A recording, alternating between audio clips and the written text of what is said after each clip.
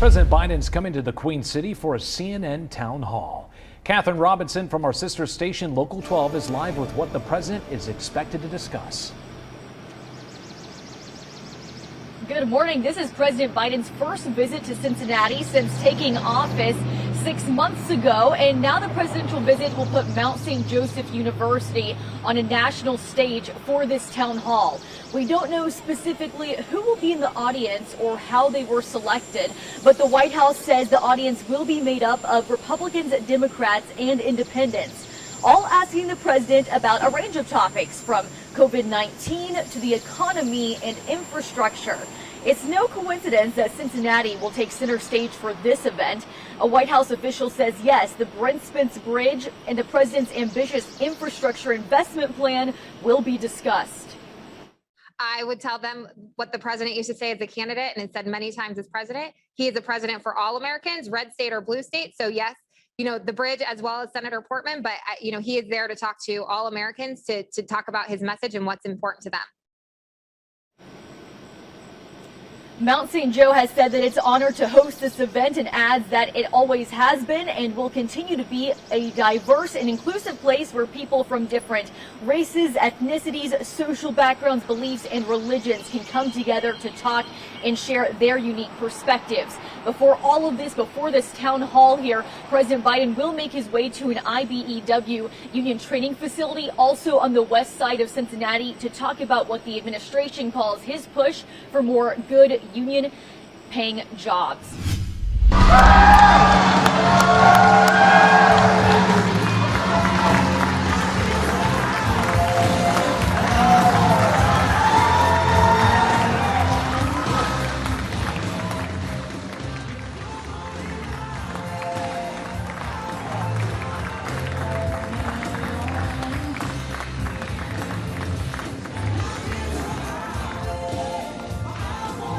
I'm not going to say anything. I just came to drive a truck. And I'm not sure which one I want to drive. That one? There's one back in the corner you can't see. It's the biggest damn pickup truck you ever saw in your life. I tell you what, please, everybody have a seat. Everybody have a seat. Carlo, thank you. And Carlo, I'm sorry about your mom. I really am. So many people. Well over 630,000 Americans have lost their lives because of COVID. And the only thing I'm going to say, the press keeps wanting me to talk about COVID, but I'm going to mention this one thing. We still have a lot of people not vaccinated. The pandemic we have now is a pandemic of the unvaccinated. So please, please, please, please, if you're not vaccinated, protect yourself and the children out there. It's important. And Carlo, haven't been a significant consumer of health care myself, my family. I've often said this, and I mean it from the bottom of my heart. Thank your daughter for me. If there are any angels in heaven, they're male and female nurses. That's the God's truth. Doctors let you live. They make you want to live.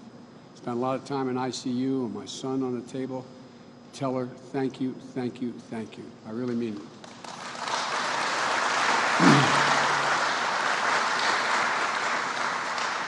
And I want to thank Congresswoman Weil for the passport into her district. Where are you?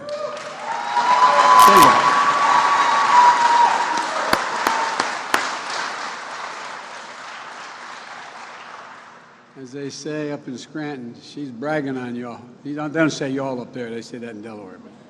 But you do because you got family from Alabama. And you've been a tireless champion for the working men and women of the Lehigh Valley, helping us pass the tax cut for families with children.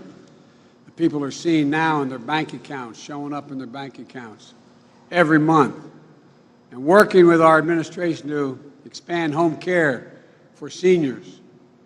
We got a generation that's a sandwich generation between the child and a mom or dad needing help, and they need help. Provide better pay for caregivers. And I want to particularly thank Bobby Casey, who's a great friend of mine, who champions this cause in the United States Senate for elder care. John Mack started this iconic American company in 1890, but things really didn't get off the ground until 4 years later when he brought his brother William down from Scranton. So it goes to show you, if you want to get things moving, bring a guy from Scranton to get it going. Mind if I take my coat off? I'm going to take my coat off. You know, and folks, we're getting things moving.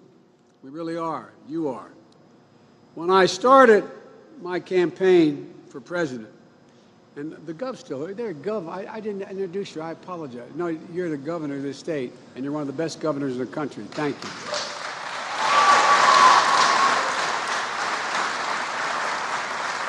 And you're a good friend.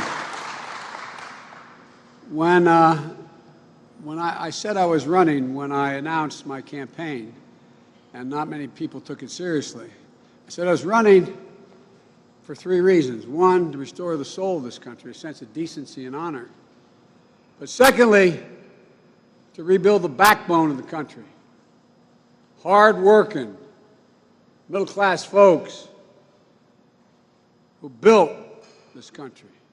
And I want to point out, unions built the middle class. That's not a joke.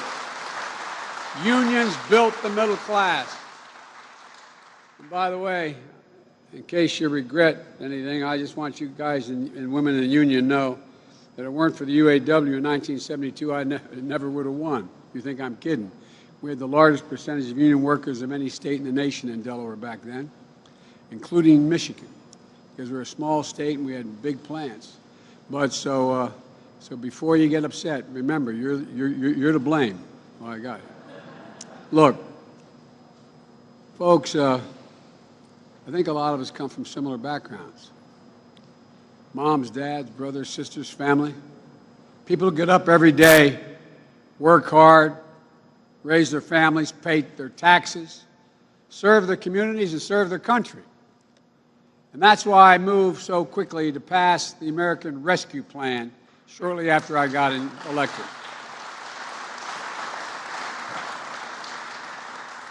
Because we needed to act quickly and boldly to save jobs, save businesses, and save lives. And we did. We added more than 600,000 jobs per month since I've taken office. That's over 3 million jobs all told. It's the fastest growth at this point in any administration on record because of you all. We brought this economy back from the brink. Checks in people's pockets, shots in people's arms, tax cuts for working families with children. And we designed our strategy not only to provide a temporary boost, but to lay the foundation for a long-term boom that brings everyone along. Because when I arrived in office, we had a long time, it's been a long time since the federal government had worked hard for working people. Things have been great for big corporations, great for the very wealthy, folks at the top. Those 55 major corporations for the past 3 years paid zero in federal taxes, making over $40 billion. They had no complaints.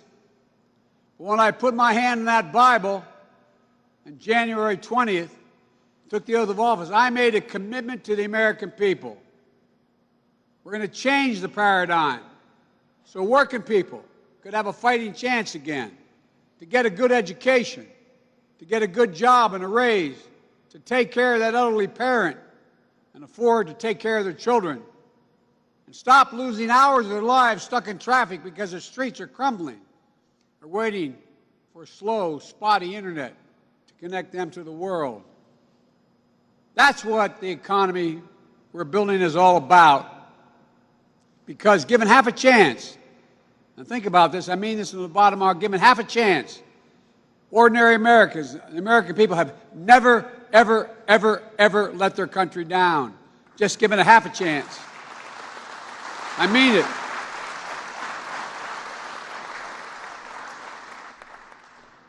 You may have heard that in Washington now, just on the phone, looks like we reached a bipartisan agreement on infrastructure, fancy word for bridges, roads, transit systems, high-speed internet, clean drinking water, cleaning up and capping the orphan wells, over thousands of them abandoned mines, and a modern, resilient electric grid to build. And guess what? A lot of those abandoned wells are leaking methane. And guess what? The same union guys that dug those wells, they can make the same union wage capping those wells. And I'm working with Democrats and Republicans to get this done because while there's a lot we don't agree on, I believe that we should be able to work together on the few things we do agree on. I think it's important. In addition to the physical infrastructure, I also put forward a thing called Build Back Better plan with investments that are going to really, if I said to you, you could have the following. We're going to build you a lot of new roads and bridges, or I can make sure we're going to educate your kids so we're the best educated population in the world. What do you think would most impact on the growth of America? It'd be the most educated nation in the world. So I'm insisting that we have universal pre-kindergarten, 2 years of free community college. All the studies show, no matter what background a kid comes from, whether a single mom or a single dad who is on what we used to call welfare or in trouble, or come from a middle-class household, the kid who comes from the background that's deprived is going to hear by the time they get to first grade 1 million fewer words spoken. 1 million fewer spoken. What that means is they're behind the 8 ball from the start. And a lot more. But we found out, you put kids in, but in school at age 3, 4, and 5, it increases by 58% the chance, no matter what their background, they'll make it through high school and qualify to go on to community college. Folks, we need more affordable child care. There are a lot of women not working today because they can't go back to their jobs because they have no one to take care of their children. They can't afford it. I was a single dad for 5 years. When my wife and daughter were killed in an automobile accident, my 2 little boys were badly banged up. I commuted back and forth to Washington because I couldn't dare leave and move to Washington because I didn't have my family to help me take care of my kids. I was making a good salary, $42,000 a year then. What? I couldn't afford care, daycare for my children. Elder care. How many of you know somebody has a mom or dad that needs help just because they're getting older and maybe still has their home, would rather stay in their home, increase their mental state, put them in a position where it's better for their health, but you can't figure out how to keep mom home alone, how to do it, or dad? Well, elder care is a big piece of this. Paid leave. We're one of the only industrial countries in the world. You don't get paid leave if you have a sick son, daughter, mother, father, wife, husband, to have some time to take care of that. Bring more people into the workforce, enhance our productivity, raise wages, and bring down the cost for working families. You know, I was born up in Scranton, and my dad worked up in Scranton. He was actually from Baltimore, but he worked in Scranton and met my mom as his dad moved there. And when coal died, everything died in the valley. So we had to leave, look for a new job. My dad used to have an expression when we got down to Wilmington. First thing he did, he got a job scrubbing the inside of boilers for a thing called, outfit called the Kyle Corporation. We finally got to the place where we get to the place after 5 years we could afford to buy a small house, actually 6 years. My dad used to say, remember, Joey, a job is about a lot more than a paycheck. It's about your dignity. It's about respect. It's about your place in the community. I give my words what he'd say. And it's about being able to look your kid in the eye and say, honey, it's going to be okay. and mean it. Because we know that trickle-down economics has never worked, but when working families do well, everybody does well, including the wealthy. Everybody.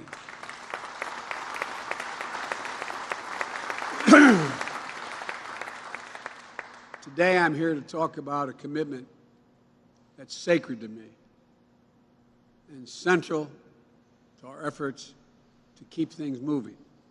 It's a straightforward solution. Support and grow more American-based companies.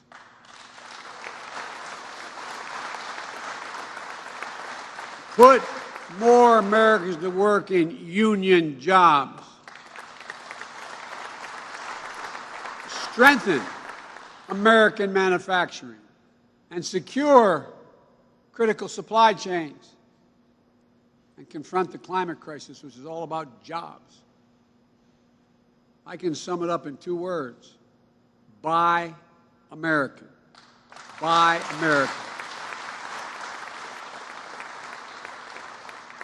Now, what most people don't know, no matter how informed they are, most people don't know that for literally almost a century, there's been a law on the books in America called the Buy America Act. It's supposed to make sure that when your government spends your tax dollars in buying goods, that they have to be goods that were built, purchased in America. But the previous administration didn't take it so seriously, and previous ones, not just the last one. They were quick to say, you know, we have a lot of money to spend. We got to buy. The government's going to buy everything from buildings to aircraft carriers to trucks to whatever it is. But we can't find an American company that can do it all. So we're going to have to issue a waiver. We'll hire the American company, but that American company is going to have a subsidiary overseas where Americans don't work, where it's much cheaper, they can make more money, and they're going to say we have to have that as part of the chain of building the product.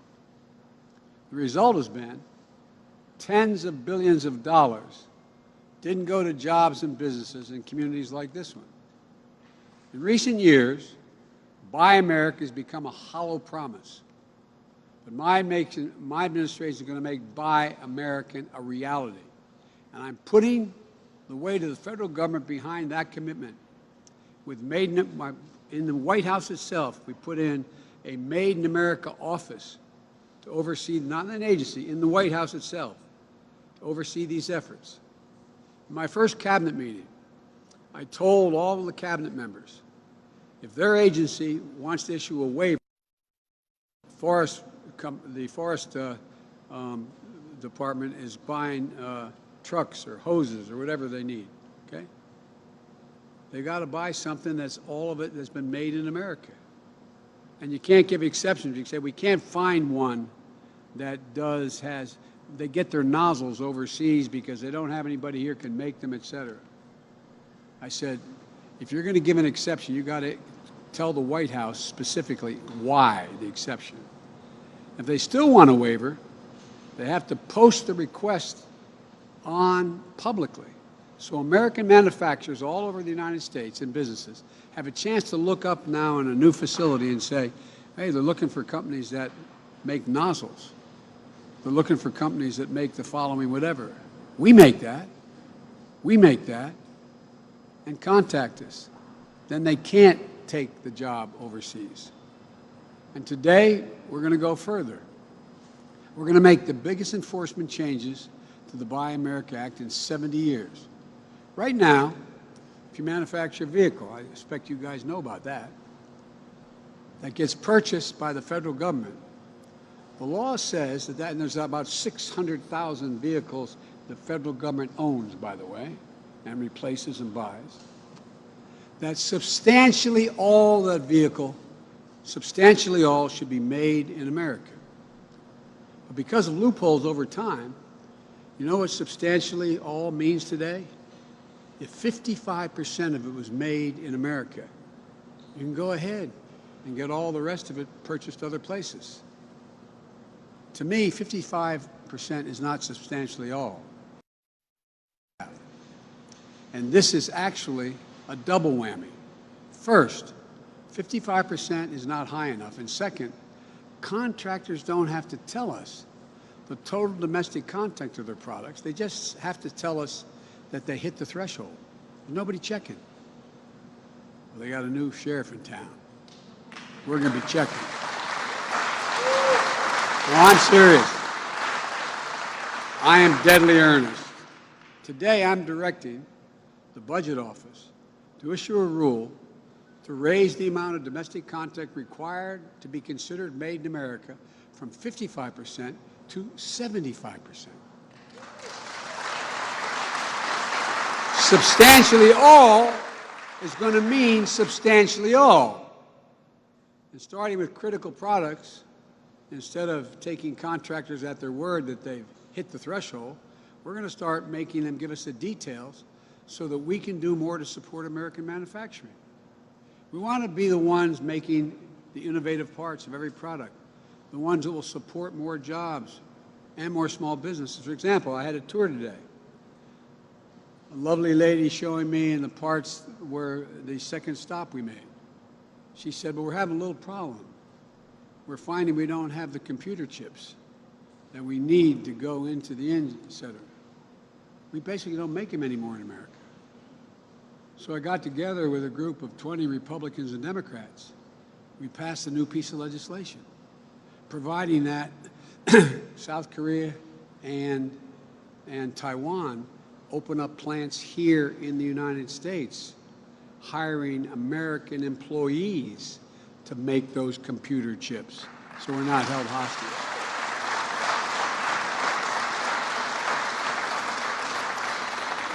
And in case you haven't noticed, not only you, but Ford Motor Company said they're going to have to stop producing certain vehicles. They couldn't get the chips, couldn't get the wafers. And so I'm directing my budget office to create new rules for critical products where we know we need stronger, more resilient domestic supply chains. We're talking about components like semiconductors, pharmaceutical ingredients, advanced batteries, among other things. We saw during the early days of the pandemic that the supply chain disruptions can put Americans' lives and livelihoods at risk. When we needed them most, we were short on protective equipment, we were short on ventilators, and other essential health equipment. We couldn't get the job done. We couldn't take care of people. We were short on basic equipment. I know a lot of you in this factory stepped up to make PPE at the time. That was a noble service, but it's not a long-term solution. Yes, we'll keep trading with our allies, but we need to have a resilient supply chain of our own so that we're never again at the mercy of countries for critical goods ever again, ever. You know exactly what I'm talking about, right here. You've seen production slow down, as I said. You've had your hours cut because of the shortage of computer chips and semiconductors. These chips are more than just vehicles. They enable so much of our modern lives, our smartphones, our televisions, our medical equipment. That's why we're investing $50 billion to have the best chip manufacturing in the world come and build factories in the United States of America.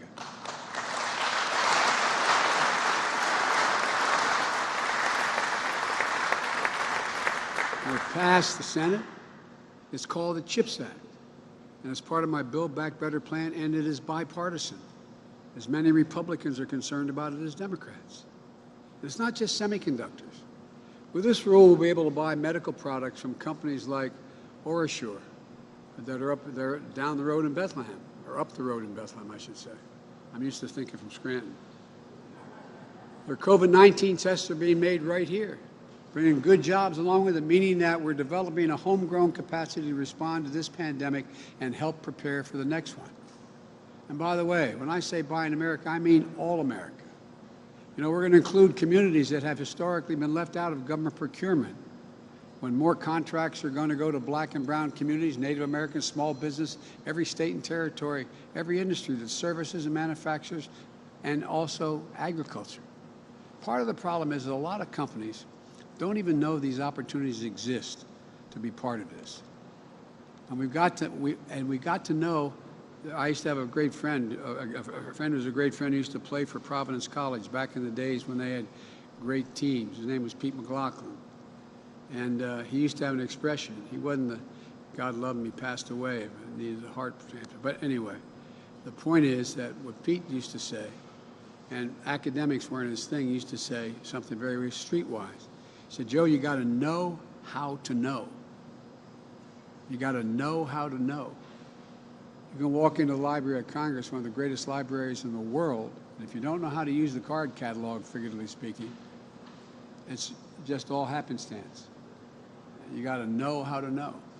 So we started a new manufacturing contracting office in the Small Business Administration to help small and medium-sized businesses bid on these contracts.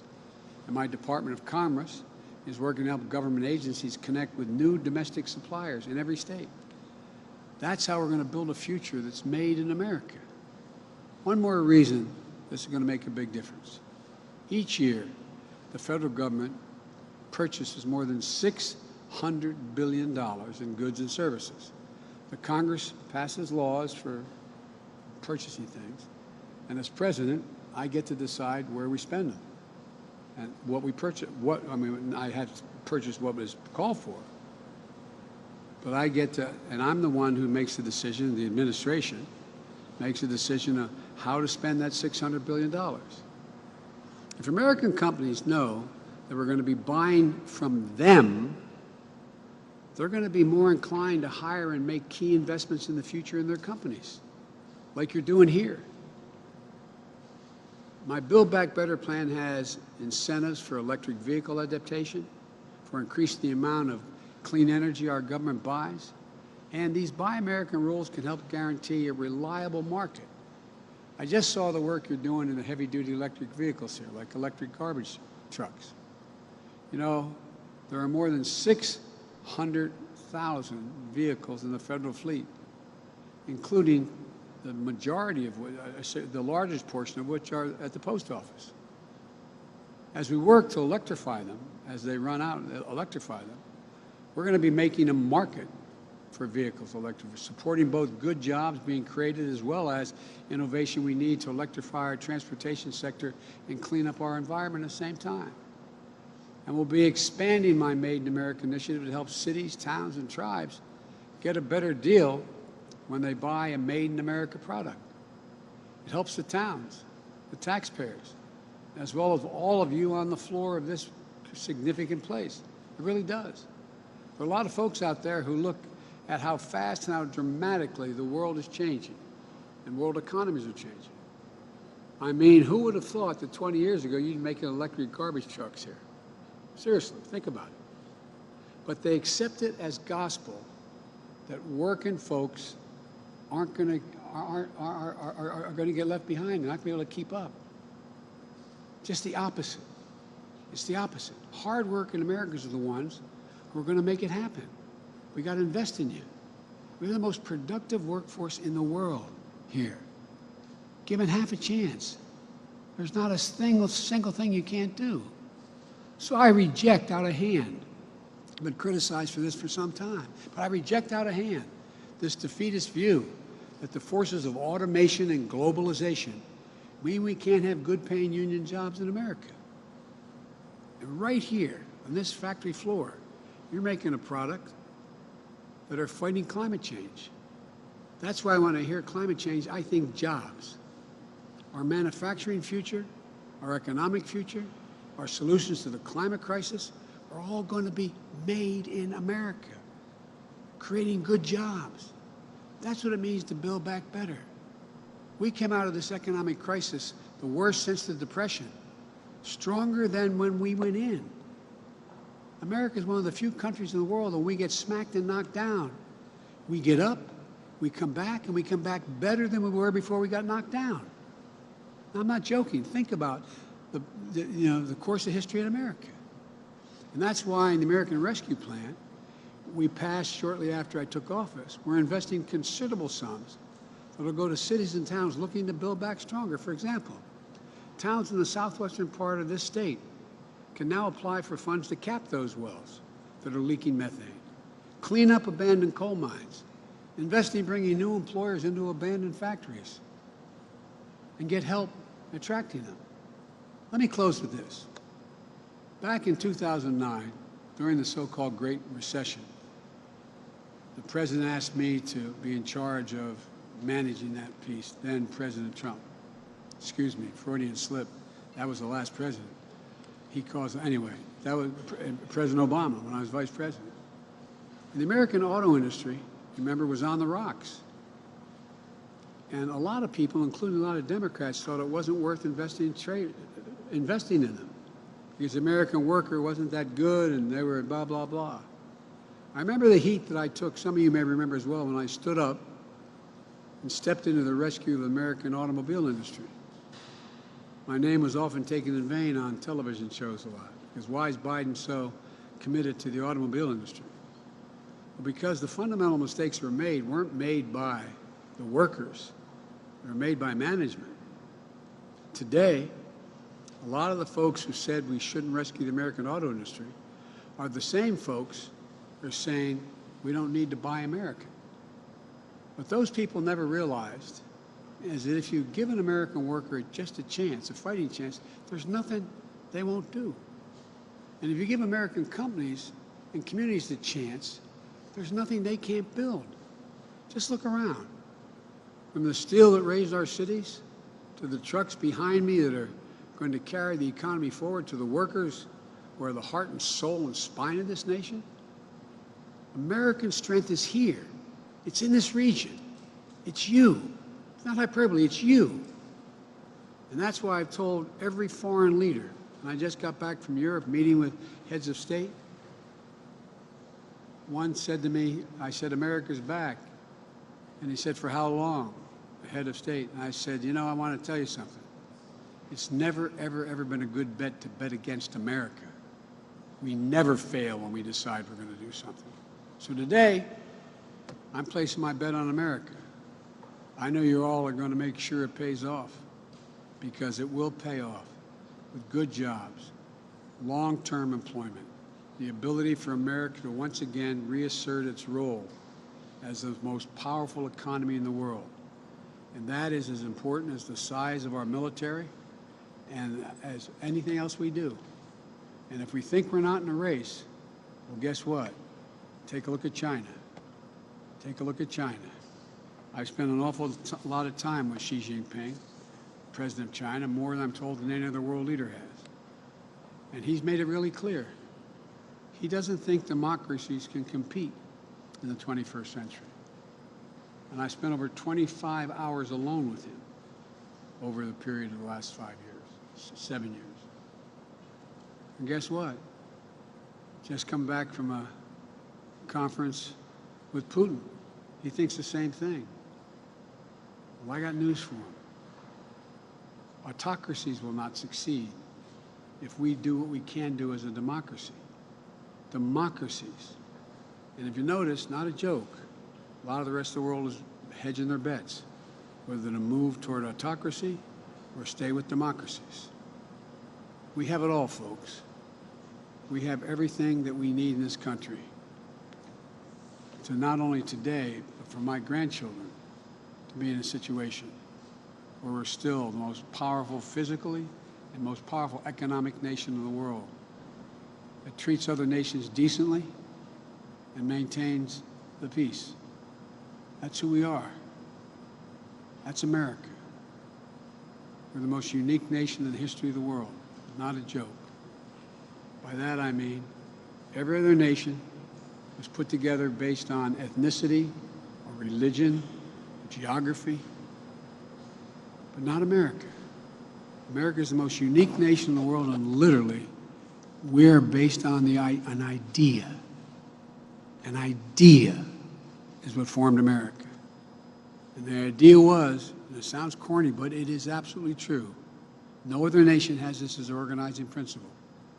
We hold these truths to be self-evident, that all men and women are created equal, endowed by their Creator with certain inalienable rights, life, liberty, the pursuit of happiness. We believe it. We've never accomplished it, but every generation has moved us closer and closer and closer to inclusion.